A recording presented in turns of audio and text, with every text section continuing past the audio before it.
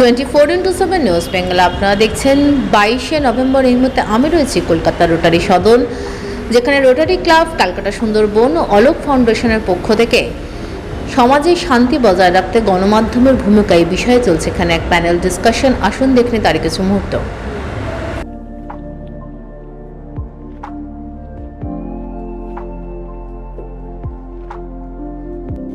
Rotary club Calcutta সুন্দরবনের president ও অলোক ফাউন্ডেশনের কর্ণধার আইনজীবী দেবযানী ঘোষের তত্ত্বাবধানে অনুষ্ঠিত হল media on peace narratives that heal conflicts এই বিষয়ে এক প্যানেল ডিসকাশন, যেখানে বর্তমান পরিস্থিতিতে সমাজের সাম্প্রদায়িক সম্প্রীতি, শান্তি ও সমাজকে সুশৃঙ্খলবদ্ধ করতে গণমাধ্যমের ভূমিকা কতটা সেই বিষয়ে আলোকপাত করা হয়। এর সাথে নতুন প্রজন্ম বা শিশুরা যাতে সুস্থ সমাজে বড় হতে পারে ও হিংসা বিদ্বেষকে দূরে সরিয়ে মনুষ্যত্ববোধের সাথে সুন্দর জীবন গড়তে পারে, তাতে সোশ্যাল মিডিয়ার ভালো বা খারাপ দিকটি কতটা প্রভাব ফেলতে পারে সেই দিকটিও আলোচনায় উঠে আসে। এই দিন বক্তব্য রাখতে সেমিনারে উপস্থিত ছিলেন কর্নেল দীপ্তাংশু চৌধুরী, মনোরোগ বিশেষজ্ঞ ডক্টর রঞ্জন ভট্টাচার্য, আইনজীবী দেবযানী ঘোষ, সমাজসেবী তাপস সর্দার সহ অন্যান্যরা।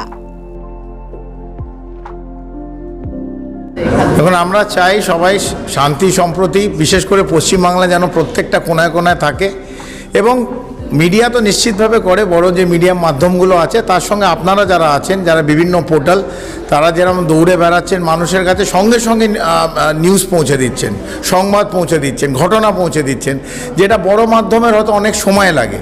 কিন্তু আমার মনে হয় সমস্ত যারা, বিশেষ করে আপনারাও আজকে সংবাদ মাধ্যম, তা অনেক বেশি দায়িত্বশীল হয়ে কাজ করা ভালো, এবং শান্তি সম্প্রীতি যেন বজায় থাকে, যেন বিভক্ত না করি আমাদের সমাজকে যেন ভেঙে না দিই, সমাজকে যেন জোড়া যায়, সেটা একমাত্র যেন লক্ষ্য সমস্ত মিডিয়ার যেন হয়। এটাই আমাদের একমাত্র, আমাদের এই নিয়ে আজকে কথোপকথন হয়েছে, কোয়েশ্চেন আনসার সেশন হয়েছে। আমরা চাই media in a much more responsible way, আর উই ভার্সেস দেম না, মিডিয়া যেন কালো সাদার মধ্যে থাকে, কোনো কারোর পক্ষে এবং কোনো রঙের সঙ্গে যেন নিজেদের মিলিয়ে না ফেলে।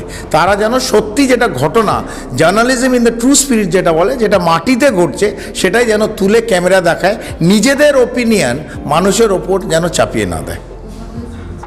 আমরা সবাই জানি যে লেজিসলেটিভ, এক্সিকিউটিভ, জুডিশিয়ারির পরে হচ্ছে মিডিয়া, এবং মিডিয়ার মাধ্যমে সচেতনতা অতি দ্রুত ছড়ানো যায়। মনে রাখতে হবে শিশু মনস্তত্ত্ব একটা অদ্ভুত জায়গা, যেখানে এই মিডিয়ার বারবারন্ত আছে, এবং আমাদের এখন প্রত্যেকটা শিশু কম বেশি প্রায় দৈনিক 8 থেকে 10 ঘন্টা মোবাইল ব্যবহার করছেন, এবং তাদের মধ্যেই শিশু মনে এটা গভীরভাবে রেখাপাত করছে। তাদের মনস্তাত্ত্বিক বিকাশের থেকে শুরু করে এই বিহেভিয়ারাল অ্যাডিকশান ভীষণভাবে তাদেরকে একটা করাল গ্রাসের মধ্যে নিয়ে যাচ্ছে। তাই বাবা মাদের যে পেরেন্টিংটা, সেটা অত্যন্ত গুরুত্বপূর্ণ। পেরেন্টসদের ক্ষেত্রে একটা অদ্ভুত ব্যাপার পরিলক্ষিত হয়, তারা শিং ভেঙে বাছুরের দলে ঢুকতে চায়। Parents should be friendly, but they could never become friends. তাই বাবা মাকে সচেতন করা, এবং একটা বাচ্চা বা শিশু যদি ত্রিভুজের মধ্যে থাকে, তার ত্রিভুজের 3টে বাহু হচ্ছে, একটা দিকে থাকে হচ্ছে টিচার্স, আরেক দিকে থাকে হচ্ছে পেরেন্টস, আরেক দিকে হচ্ছে আমরা যারা মনোরোগ বিশেষজ্ঞরা রয়েছি। কারণ এই যে শিশু মনের যে জিনিসটা তৈরি হচ্ছে, প্রত্যেকটা স্তরে তাদের যে বিকাশ ঘটছে, যেটা জা পিয়াজের থিওরি আছে, এরিকসনের থিওরি আছে, মার্টিন ওয়েলার, এদের থিওরি থেকে প্রত্যেকটা ধাপের উত্তরণ। সেই ক্ষেত্রে এখন যে ঘরে ঘরে মোবাইল ফোনের প্রবেশ ঘটছে, কার্টুন নেটওয়ার্কের রমরমা বাড়ছে, কার্টুনে আর অনলাইনে এখন শৈশব গোল লাইনে চলে যাচ্ছে।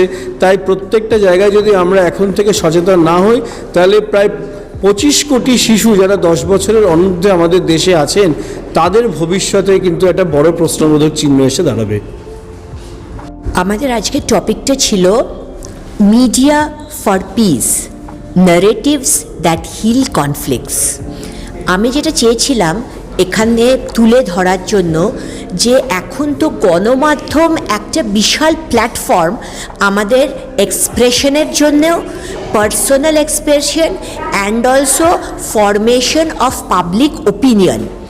তো এই গণমাধ্যমের সঠিক ব্যবহার এবং সঠিক তথ্য প্রচার, যেরকম একটা পজিটিভ দিক আছে, সেরকম সেই গণমাধ্যমের একটু এদিক ওদিক কিন্তু অনেক চ্যালেঞ্জ সমাজে ক্রিয়েট করতে পারে। তাই জন্য আমি একটা এই ডিসকাশনের মানে মধ্য দিয়ে আমি সবাইকে জানাতে চাইলাম যে গণমাধ্যমের বিরুদ্ধে তো এখন অনেক অভিযোগও আছে যে সঠিক তথ্য প্রচার হচ্ছে না, ফেক নিউজ যাচ্ছে, সেলফ ইন্টারপ্রিটেশন যাচ্ছে, তো রিপিটেড নিউজ যাচ্ছে, কে ফাস্ট নিউজটাকে স্প্রেড করতে পারবে, প্রপার তোমার ফ্যাক্ট চেকিং হচ্ছে না। তো সেইগুলো যে সবসময় গণমাধ্যমের নিজের প্রবলেম হয়তো সবসময় সেটা নয়, বা যে ইউটিউবার করছে তাকেও অনেকভাবে মানে অ্যাট্যাক্ট হতে হচ্ছে, অনেক সময় সত্যি খবর দেখালেও অ্যাট্যাক্ট হতে হচ্ছে, যেটা একটা সুস্থ ডেমোক্রেটিক সমাজে কাম্য নয়। গণমাধ্যম যেরকম বিভাজন করতে পারে, যেটা অনেকেই এখন বলছেন, সেরকম গণমাধ্যমের কিন্তু একটা বিশাল রোল রয়েছে সম্প্রীতি এবং পিস প্রমোট করার। যেভাবে একটা ঘটনাকে প্রদর্শন করা হচ্ছে বা প্রেজেন্ট করা হচ্ছে বা দেখানো হচ্ছে, যেরকম আমরা বলি একটা গ্লাস হাফ ফিল্ড, কেউ বলবে অর্ধেকটা ভর্তি আছে, কেউ বলবে অর্ধেকটা খালি, সেরকম একটা ঘটনা যখন গণমাধ্যমের দ্বারা প্রদর্শন করা হচ্ছে তখন তার দুটো দিক থাকে। আমি পজিটিভ দিকটা নিতে পারি, আমি নেগেটিভ দিকটা নিতে পারি। যিনি প্রদর্শন করছেন বা যে কোনো আলোচনা হচ্ছে, সেই টপিকটা যিনি মডারেট করছেন, স্পিকাররা কিন্তু অনেকটা সেটাই বলবে যেটা সেই মডারেটরের ওপরে ডিপেন্ড করে।